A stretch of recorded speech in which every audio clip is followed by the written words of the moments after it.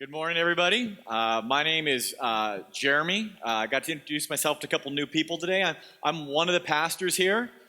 And like Carrie said, we got some interesting text today. And if you came last week, we had an interesting text last week where, like in 1 Timothy 5, talking about widows and widows' problems. And now we're talking about pastors and pastoral problems and when to drink, when not to drink. What's going on here?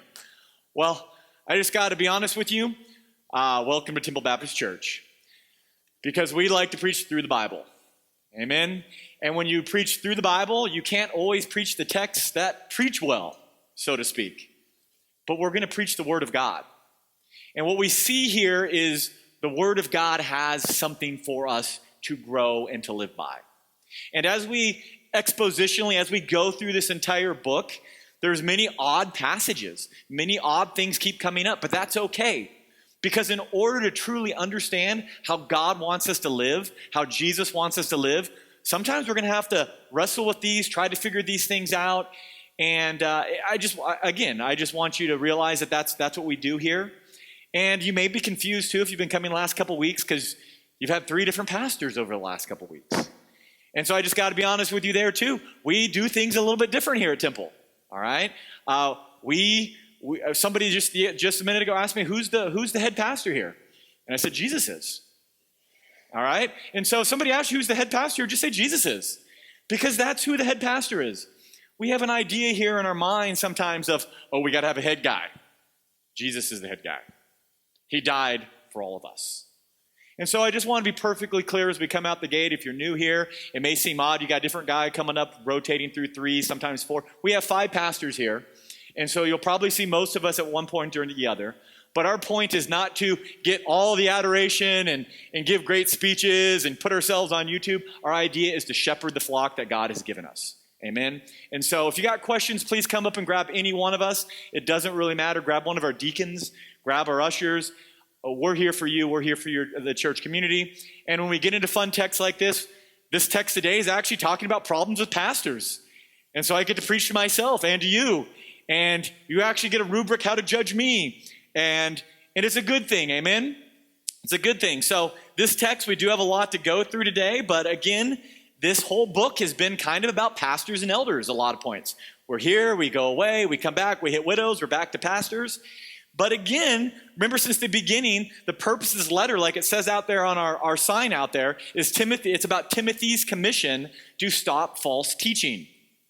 And false teaching, as we saw, comes in all sorts of different ways. And mainly, a lot of the problem comes in the way we think about things, the way we've been trained about things.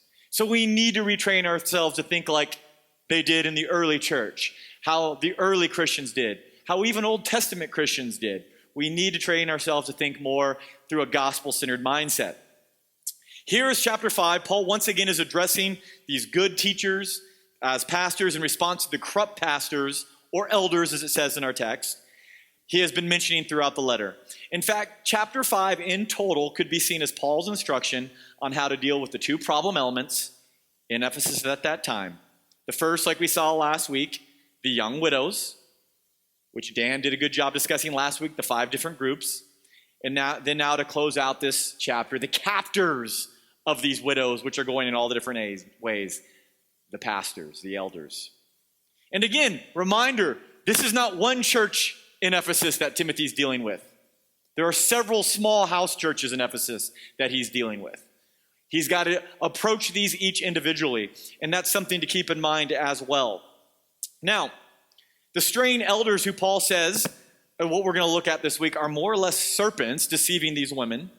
And today we're going to actually look at ideas on how to Paul gives us solutions on how to deal with this. Also, Paul gives us solutions that we have to understand on advice to Timothy, which I think is very helpful for us as we take personal advice for Timothy. Now, before we get any further, there's one thing I do want to mention. I mentioned how our church is a little bit different and people have a lot of questions. Starting September 11th, we are having a new members class. So if you're interested in not even necessarily joining, but finding out information about the church, why we do things the way we do, or maybe you've been in the church for a while and you just want to go through it again, go ahead and sign up for that. You can sign up for it back. You can grab one of these cards, put your name on it. Doesn't matter if it's the blue, green, whatever card you want, put your name on it, say, hey, I'm interested in the class on September 11th for the new membership class.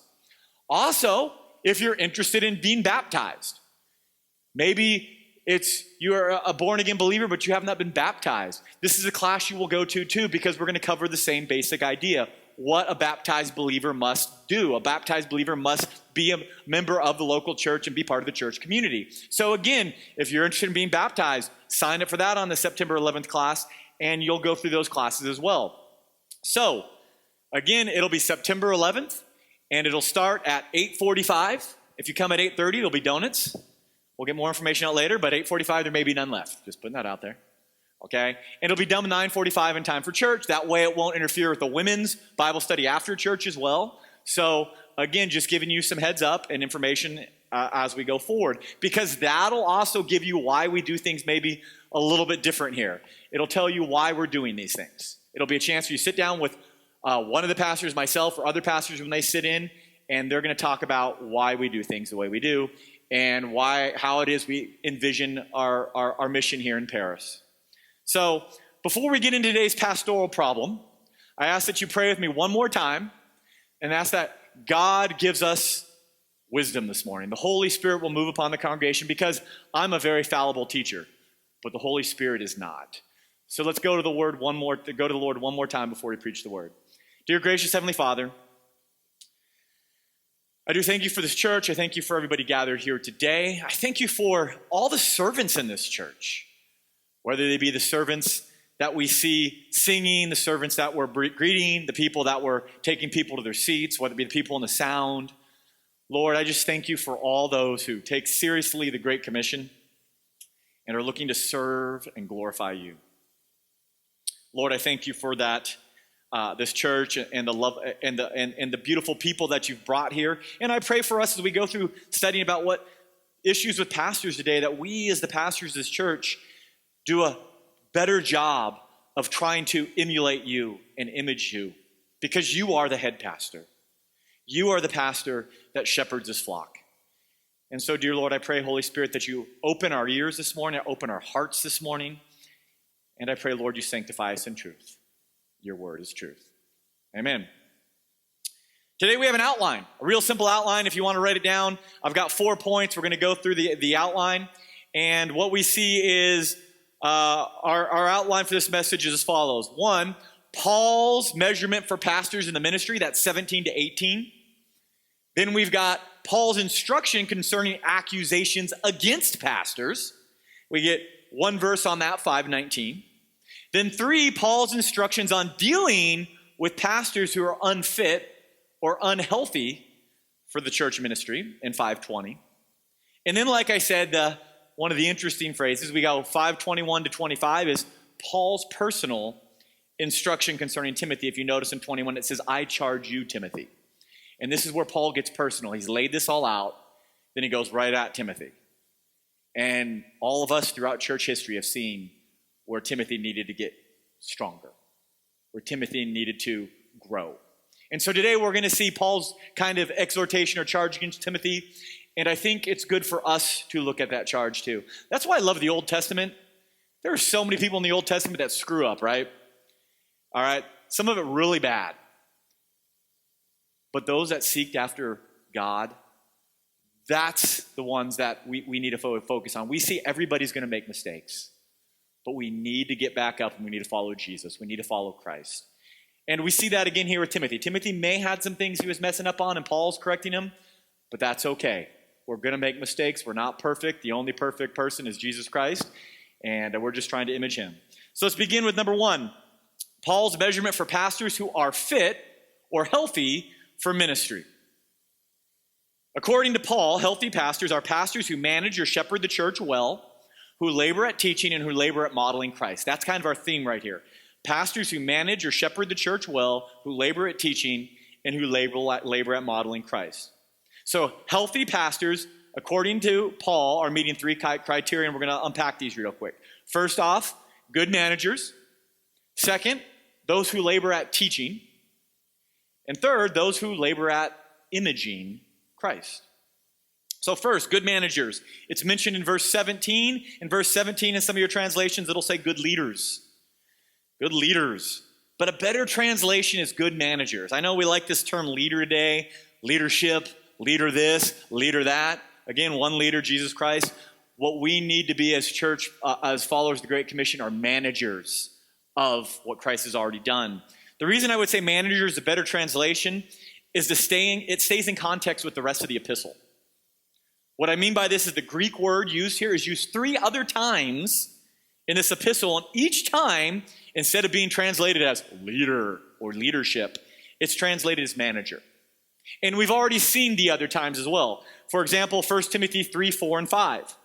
He must manage his own household competently and have his children under control with all dignity.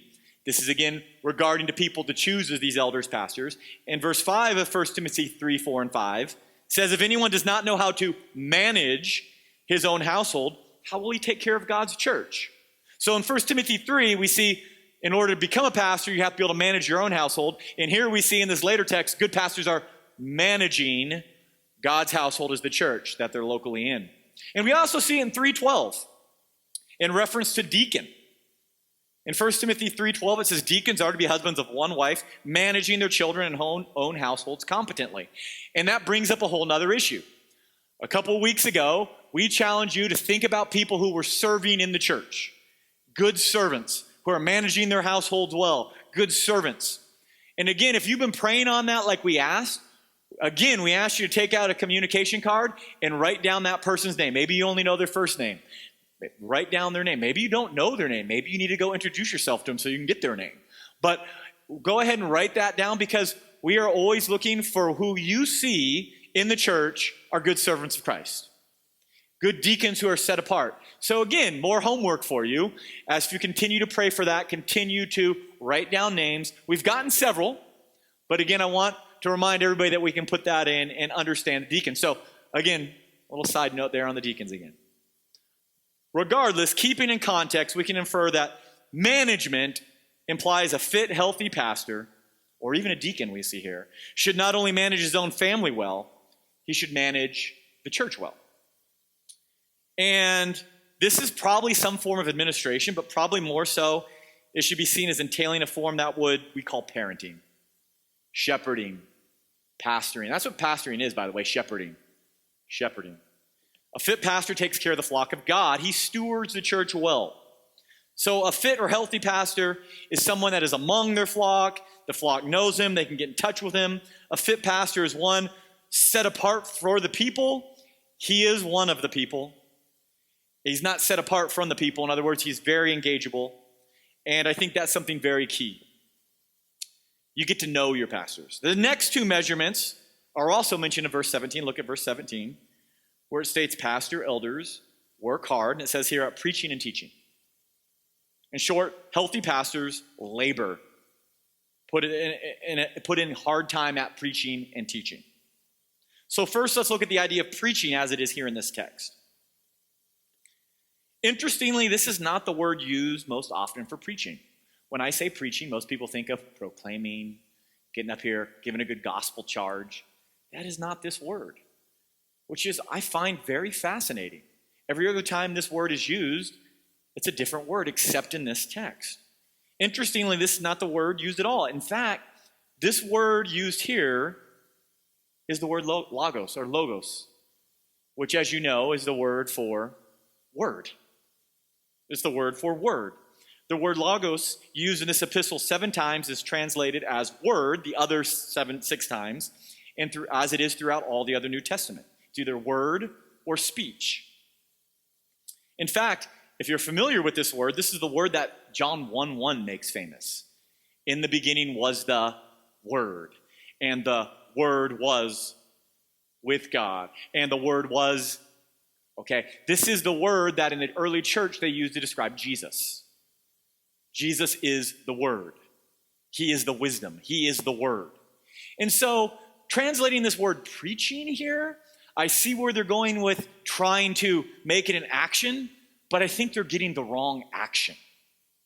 The action that they're trying to say here is to be like Jesus. Pastors are to be like Jesus. Labor in trying to be like Jesus. In fact, all of us are supposed to be in labor to be like Jesus, correct? That's our goal, to be like Christ. Remember, the early word Christian that was named in Antioch, where the unbelievers called them Christians, that means little Christs. That means they were doing something right. That's the thing you want to be called, is a little Christian, okay, a little Christ. That's our goal. So a pastor better be imaging or trying or laboring at imaging Christ. Not imaging the world, but imaging Christ. And I think that's something very important that we need to hold on to. The concept, perhaps Paul is saying, pastors need to work hard at living the word in speech, as we're going to see with teaching, and in action. They need to work hard at modeling the word. They need to work hard at modeling Christ. Again, that's what man was created for, to image God. Genesis 1. All right? Jesus is the only true image of the invisible God, so it would make sense that we are to image him. And we should spend our time trying to be like Christ, which is why I encourage you to get into the Gospels, see how Jesus dealt with situations, and image that, not with how our culture wants to deal with those issues. In essence, lives of pastors must preach the gospel. So a healthy pastor is not as much a preacher in this context as they're modeling Christ. And finally, the last one is a pastor should put in labor at teaching.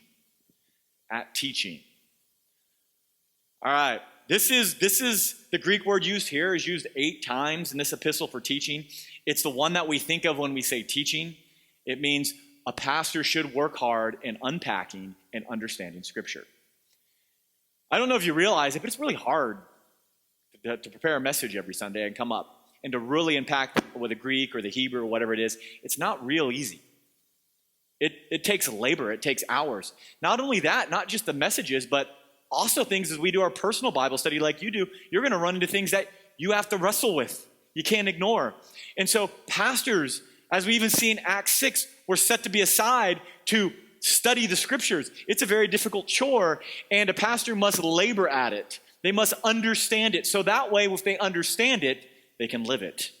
Just like you, as followers of Christ, must labor at understanding Scripture. Sometimes it's hard, and we just want to skip it. I encourage you not to. I encourage you to dive in. I encourage you to get a study Bible. I encourage you to ask a pastor, phone a friend, do whatever you need to do. If it seems difficult, it's worthy to study. It's God's word. It'll help us to better understand and image Christ. Listening to me to tell you how to live, or Pastor Dan or Pastor Jonathan telling you how to live, it's really good, but you got to get into it yourself. You've got to struggle with Scripture. You've got to wrestle with hard teachings of Scripture. And a good pastor, a healthy pastor, is one who wrestles with Scripture. So in closing of our section, if we summarize it, a pastor who manages or shepherds the church well, who labors at teaching and labors at modeling Christ, is worthy, as we see in our text, of honor. Our text actually says twofold or double honor. And that seems kind of weird. It's one of those weird things in the text. You're like, what does this mean? So real quickly, there are several theories about this twofold or double honor. But by far the most favored historically and has been most treated are these two. Respect. A pastor that does these things should have your respect. And 2, due to the context below, your remuneration. In other words, money paid for a work or service. So respect your pastor, and if he's a good, healthy pastor, he should get your respect, and he should get your money. All right? So yeah, this is one that's very common, as you'll see. This idea presented here is that those fit and healthy pastors who give themselves to church community, to their ministry, is one who should be supported by their church community in word and deed. In other words, the church community should meet their pastor's needs as he's meeting their needs spiritually. It's from this historically that we've developed the idea that church communities usually pay their pastors. And this concept is further fleshed out by our 2 quotes in verse 18. You get 2 quotes in there. Look at them. One from Deuteronomy. I like that one. That's a cool one. It's about oxes. And the other from one of the Gospels. And some of your stuff, it may even be in red letter because Jesus said it. So the first one, do not muzzle an ox while it's treading out the grain. Okay? It's from Deuteronomy 25:4. It's also in 1 Corinthians for the exact same purpose. It's talking about pastoral leadership and how to take care of them. Paul's quoting Moses implies that Christian laborers, pastors, should be supported by their people who are laboring for it. It's like an ox. The ox is plowing the field. He's plowing the field for you. So feed it. Take care of the ox's needs. Take care of the cow's needs. Take care of the bull's needs. In other words, he's doing a job for you. You pay the bull for doing the work. Does that make sense? It just goes to show you that pastors are a bunch of bull. All right? No? See, that was good. I try to get one of those like Dan gets in there occasionally. But no, actually they're oxes, but same, we'll just go with it. And so, worthy of their keep. I think it's good to, to kind of, humble the pastors too. You're just a cow. I did hear one of my professors one time doing to this comment, he did say that what a good church will do is they'll feed the pastor really well and take really care of him so he gets bigger and stronger and he plows a bigger field. And that way when he starts plowing the field that they don't like anymore, they have a good meal. We don't want to do that for pastors. But that's the basic idea there. I don't know. It is what it is. Now, likewise, the second quote, the worker is worthy of his wages. This is lifted from Luke 10:7. Luke 10:7. If you want to write that down and look at it later, Luke 10:7 is a good one. The context of Luke 10 is when Jesus sends out the 72 disciples out to unreached cities to preach the gospel. 72 people to preach the gospel.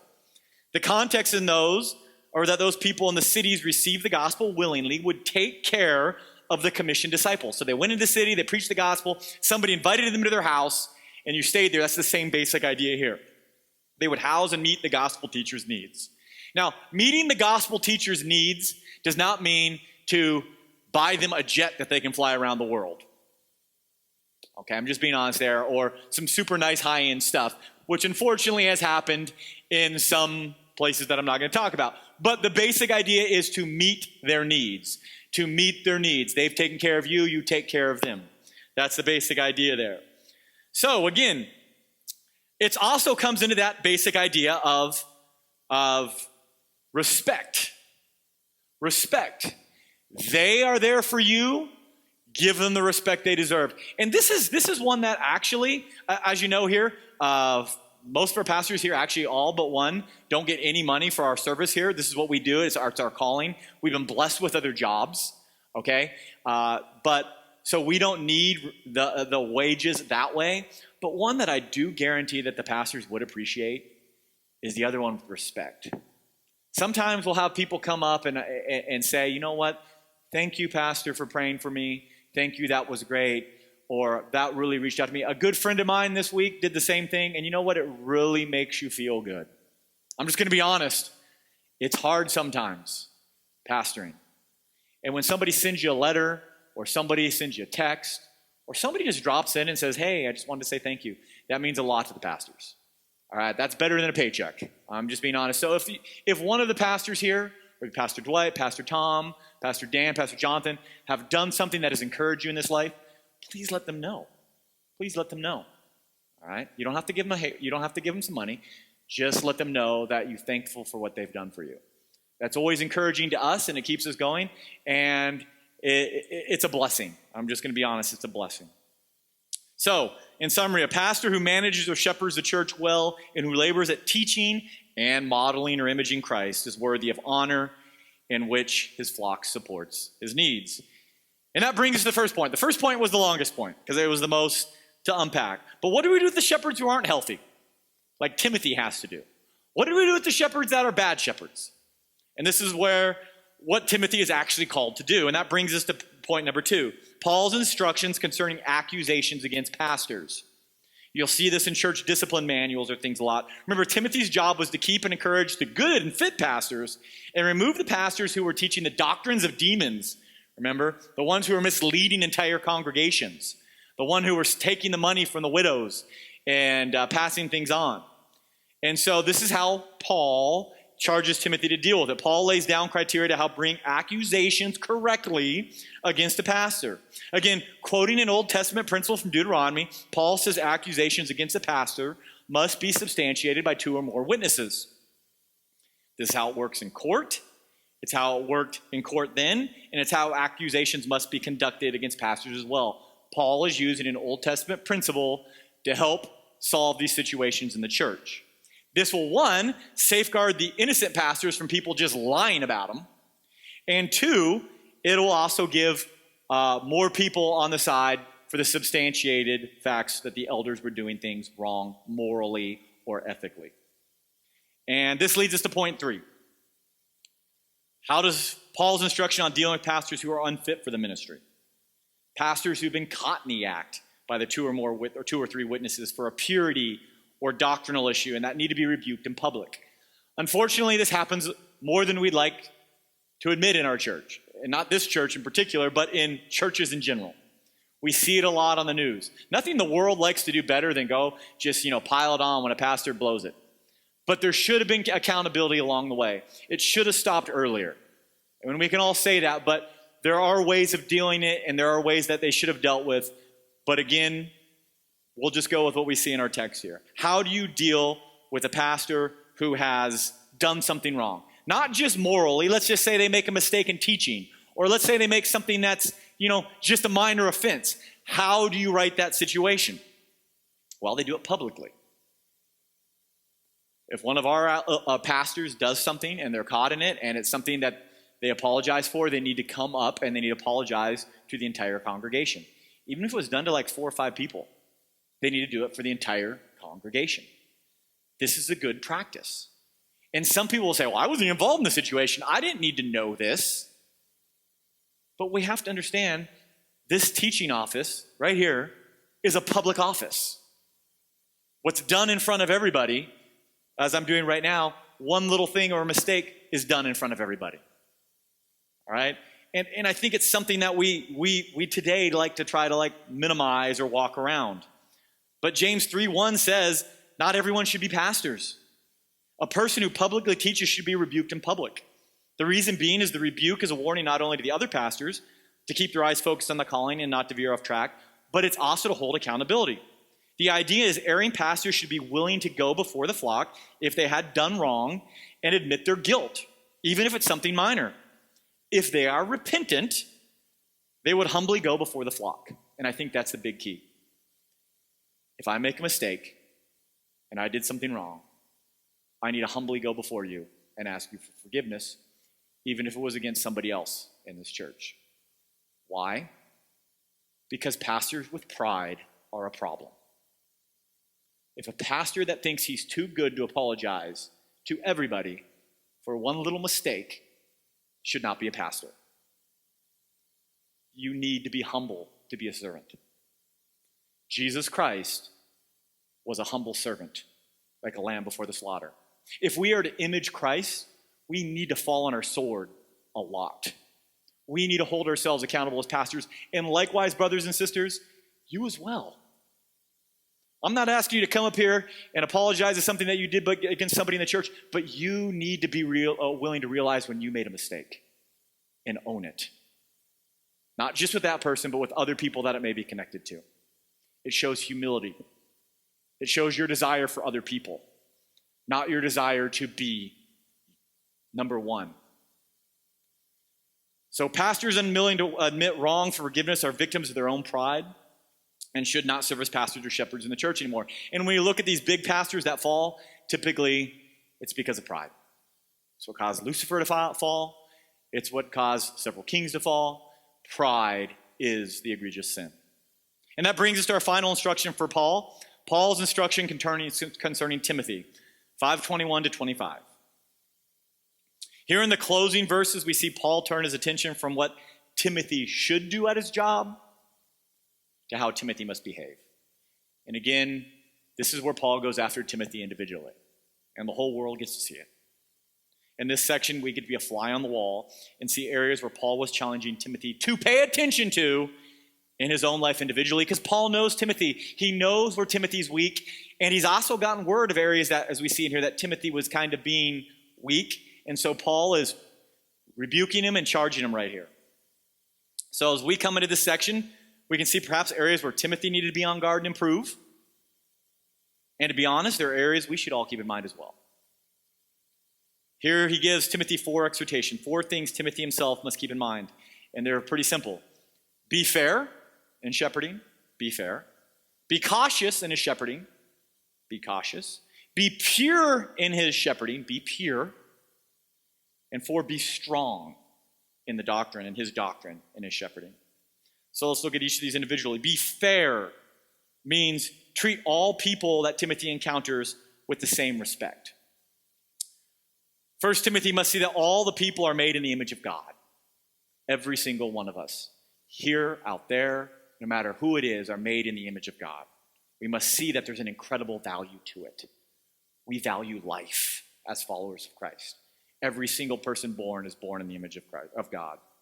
And so the idea of favoritism, it is assumed by scholars, was the practice of these false teachers. A lot of them were showing favoritism to the wealthy widows or to certain groups who were given money. And they were prioritizing certain people within the congregation. And this is one thing that Paul's warning Timothy not to do. Be careful not to do it. The point is, Paul directly exhorts Timothy not to fall into this practice. Don't know if he did it, but he was warning him not to. And this is something that we as pastors, or even as each of us as Christians, tend to do in our celebrity lifestyle. Our entire culture in this Western world that we live in is bent around a celebrity favoritism. I don't have to get into it too much, but if the President of the United States walked in right now, regardless of your opinion of him and his policies, you'd be drawn to watch him. You'd watch him the entire time he was here. You'd be watching the people around him. You'd be watching where he goes. You'd be trying to, if you didn't like him, you'd be trying to figure out ways you could criticize him, but you'd be watching him. However, somebody new walks into the church that you've never seen before, you're not going to watch him. They're going to go someplace else. They're going to sit down. They're not going to get all eyes on them. That's just an example of favoritism sometimes, and even subtle favoritism. It's in our nature. We are drawn to certain things. Our entire culture is addicted to celebrity lifestyles, celebrity status. These people whose lives are actually pretty much train wrecks, for some reason we're drawn to them.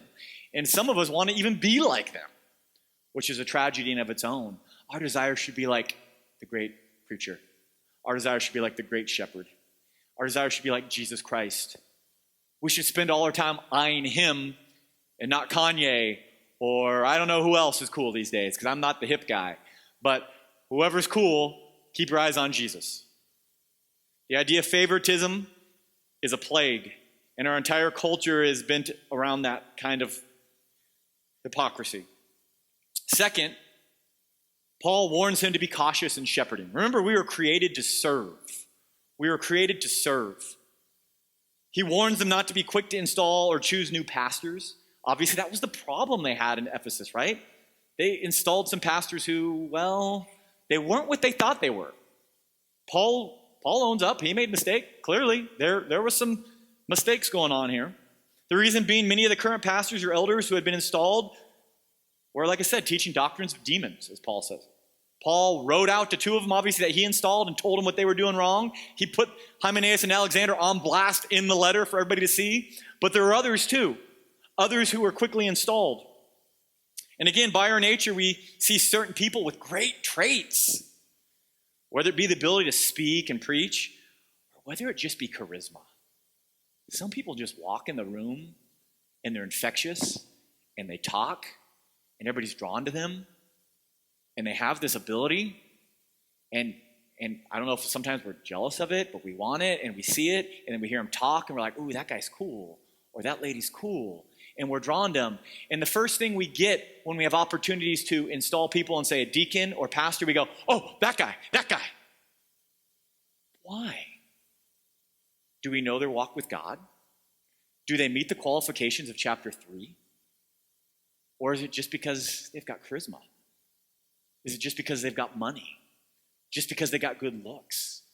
Is it just because they got something that people are drawn to? Maybe they can preach really well. Oh, that's got to be it. But we went through that in chapter 3. That's not one of the qualifications of being a pastor. That's not one of the qualifications. What we need, that's why chapter 3 is before this chapter. We need to look and see what the qualifications are to be a minister of the gospel, and we need to hanker into them. Remember, 1 Samuel said, man looks at the outward appearance, but God looks at the heart.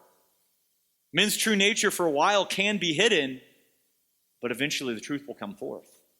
And our text mentions that, and we'll end on that actually. But not right now. I want us to look at Paul exhorts Timothy to be pure in his shepherding. purity. Purity. Something that is something morals, high moral ground. Something we should all cleave to. Something that the world downplays. Paul's concern about the sins of other false teachers leads Paul to encourage Timothy to watch his own life. Be controlled, not angry. Be content. Be pure in your dealings. Live above reproach. Be pure in your relationships. Again, live like Jesus. Watch how Jesus lived. Model him. Fourth, Paul exhorts Timothy to be strong in his shepherding, and this is what reads the weird text. Do not be, as James would say, like a wave tossed by the sea. Rather, build your house on the rock of Christ, Jesus who walks above the storm.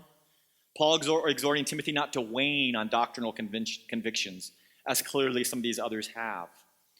You see, some of the false teachers were pushing a fleshy kind of religious experience. An experience. As we previously discussed, these false teachers in Ephesus has been teaching things like, don't get married, forbid marriage. Marriage is bad. It's bad. You can't serve God. All it leads to lust. Stay away from marriage. And forbidding the consumption of certain foods. We talked about this before. Foods, drink, they're a big one in the New Testament. Stay away from foods. Things which God created for man's good. Things which in Genesis God says is good. Things which even Paul says is good. Things which food is good. Things which are optimal for man to exist. One of the things being forbidden by these teachers, besides certain meats, was, as we get at this time, was wine consumption. They said no wine. No wine. No wine. Now, I don't know where your personal convictions are on alcohol or on wine, but clearly being a drunkard is sinful. It is sinful. But wine in and of itself is not sin. Rather, the abuse of wine is sin. Just like the abuse of food is sin. Just like the abuse of television, or you name it, exercise is sin. Anything we do in excess is sin. The point is some of these false teachers at this time were teaching that people who drank wine for healing, now get this, for healing, that's medicinal reasons, were not trusting God to heal them. So in context, we have to understand that the wine, besides being consumed for pleasure, was also being taken for medical reasons by many. Now, I'm not an ancient medical doctor, or an expert in ancient medical thought here, or whether it works or not, but the idea was this, that if you suffered an upset stomach, you should drink some wine to calm your stomach. If you had an ulcer maybe, or maybe you ate something that wasn't dealing well with your stomach, you had anxiety, drink a little wine, it'll calm your stomach. I like to think of it as first century Pepto-Bismol. Some Mylanta or Maalox, right? We use those. They're probably better today, right? The point is, the general idea is people with upset stomach back then would take a bit of wine to calm their stomach. And Timothy probably had some real upset stomach having to deal with this. I'm just being honest. Probably did. They didn't have antacids back then. We're lucky. And so they used other means. Again, it would be just like the day I said, you have a headache, take Tylenol. All right? It's not a sin that you got a headache. Take Tylenol. Okay? However, these false pastors were teaching that digesting wine for medical reasons, as well as for pleasure, was evil. All forms that were evil. And that consuming wine for medical reasons showed lack of faith in God. It's this reason verse 23 is placed here. It may seem odd at first, but if we grab the context, it actually does become a little bit clearer. But first, let me be clear. Paul's not telling Timothy here to start, becoming a wine drinker and going down and hanging out the local Ephesus wine bar and, getting faded. That's not what he's saying. Rather, he's telling him to take his medicine. Timothy, I hear you're not taking your medicine because you're afraid what these other people are going to say about you. Timothy, take your medicine. That's what Paul's saying. Due to these false teachers' influence, Timothy had been neglecting his stomach medicine, and that's going to cause other issues. It's going to cause anybody that has to take some medicine for one ailment and you don't take it for a while, it's going to cause other issues, right? Now, again, these false teachers, Timothy was scared. He didn't want to be seen. He didn't want to give a bad example. Overindulgence of wine is a sin. And so instead of giving these false teachers ammo against him in the war on alcohol, pork, and idol meats, Timothy just said, I'm just going to go teetotaler, no alcohol. Paul pretty much calls Timothy out for all of Christendom to see. And he tells Timothy, if you need the wine for your stomach, take it. He then goes on to say in verse 24 and 25 that in times, people's good and bad will all come to the surface. So don't worry about this. In other words, you can't hide who you really are forever. You are who you are. People who do bad, the truth will eventually be made known. Same with the people who are good. Their fruits will be revealed. It's the Jesus principle. You reap what you sow. Just wait a while. Wait for the harvest. So Paul here is telling Timothy to man up. Don't be scared of ridicule by sinful men. Rather, the truth will be made known. Do what is good. And eating certain foods and getting married is not bad. So be strong in your shepherding. Take medicine if you're sick. Don't say you don't need medicine because God will heal you. That's ridiculous. That's like saying you don't need food and water because God is your bread and water. He will sustain you. Once again, to be clear, certainly Paul was not telling Timothy, and by way of this letter as well, not us to overindulge in alcohol, because again, overindulgence is a sin. It shows lack of control. As we saw in 1 Timothy 3, a lack of control in alcohol would certainly disqualify Timothy as a pastor. That's abuse. Similarly, modern medicine is good. However, an overuse of prescription medicines, like an overconsumption of alcohol, is a sign of lack of temperance. And the overuse of medicines today in our modern America, and abuse of pharmaceutical medicines, is at an all-time high. We have to be people of control, whether it be alcohol or medicines. So just beware of a pastor who tells you you don't need medical aid for your illness. You don't need to get the chemo because it shows lack of faith. That's ridiculous. If medicine can help, take it. That's what Paul's principle he's giving us here. Don't be ridiculous, Timothy. Now, as we conclude this message today, I hope we not only see certain principles Paul set out regarding pastors, but I hope, especially at least for this last part, we also see these principles as things which can help us in our own lives. I hope we see the same instruction Paul gives for pastors to determine if they are fit for ministry applied to each of us as well. Just as a pastor should manage the church well and must labor at modeling Christ, so should you. We must manage God's church well, and we must image Christ. As stewards of the gospel, we should strive to manage and shepherd the church community. We should desire to see each other grow in the image of Christ. Likewise, you must labor at modeling Christ, not just among each other here, but out there. Out there. Remember, it's the outside world that called the church of Antioch Christians, not themselves. They didn't label themselves little Christ. The outside world labeled them little Christ. In short, like our church's mission statement says, we should seek the welfare of our community as well as the welfare of our city and our world. So as we conclude, this is my encouragement to you. Do the best that you can to be Christ to the world, to each other. I get it that sometimes we stumble. But Jesus is here to help you back up again. Sometimes you stumble, but that's why we're at this church. Not just to hear preaching, but we're here to help pick each other up when we stumble. When we fall, when we make mistakes. That's what we're here for. To be Christ to each other so we can be Christ to the world. That's our calling. So don't be afraid of embracing a fellow brother and sister in here for help. When you go through the church membership class, if you choose to, that's one thing we will press on. We are here for each other. We all have struggles. We all have demons. We all need help. To image ourselves like Christ, we have to work through them with each other. So press on, brothers and sisters. Be Jesus to the lost world. And my closing will be fair in your relationships. Like he challenged Timothy, be fair in everybody you meet. Treat everybody, even people who are politically or ideologically against you, as images of God. Be cautious in your relationships. Be cautious in your relationships. In other words, it's okay to be open to people, but as Timothy saw here, we need to be cautious in our relationships. Be pure in your relationships. Be pure in your relationships. How you handle with each other. And finally, be strong. Be strong in Christ. I love you, church. Let's go ahead and pray.